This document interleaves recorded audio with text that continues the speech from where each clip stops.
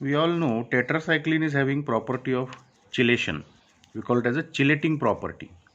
Now tetracyclines have affinity for the calcium which is present in the bones and teeth. Tetracyclines have affinity for the calcium which is present in the bone and teeth. So we call it as a calcium chelating property. Tetracycline have calcium chelating property. So there is a formation of tetracycline calcium orthophosphate complex. When tetracycline and calcium are come in contact with each other, there is a formation of chelating property we call it say. So there is a formation of tetracycline calcium orthophosphate complex, and this complex will get deposited in the growing bone and teeth, where it will get deposited in the growing bone and teeth. So there is a maximum risk involved in the mid pregnancy to 4 to 6 months.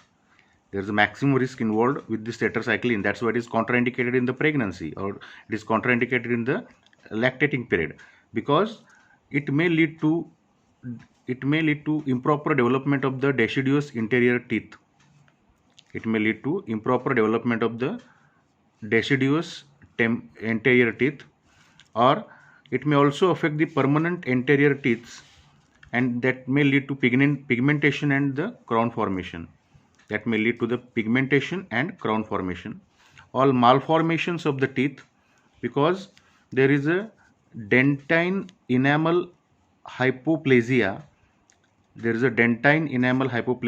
or pitting, or there is a defective cusp. So also there is a yellowish brownish discoloration of the teeth, and which may lead to dental caries. So why is it? Because there is a deposition of this tetracycline calcium orthophosphate complex on the teeth. Deciduous teeth initially means maximum risk in mid pregnancy to 4 to 6 months. Then permanent teeth also involved, that may lead to pigmentation and crown formation. Malformation of the teeth like dentine enamel hypoplasia, defective cusp or pitting, or ultimately there is a yellowish brownish discoloration of the teeth, and there is an increased incidence of dental caries.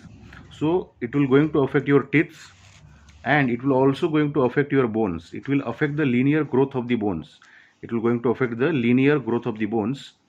And in pregnant woman there is increased incidence of hepatotoxicity.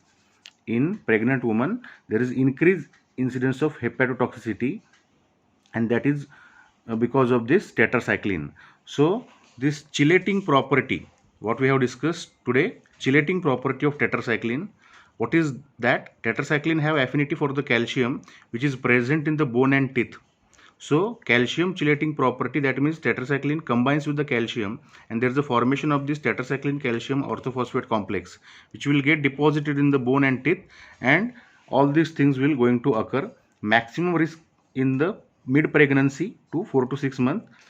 Initially it will going to affect your deciduous teeth, then permanent teeth are also affected, which may lead to pigmentation of the teeth or crown formation.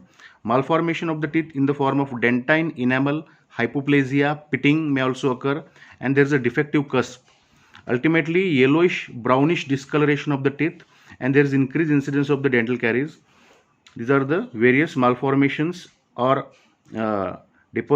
all these things occur due to deposition of this complex on the teeth. It may also affect your linear growth of the bones, and in pregnant women there is increased chances of hepatotoxicity. So this is called as the tetracycline chelating property.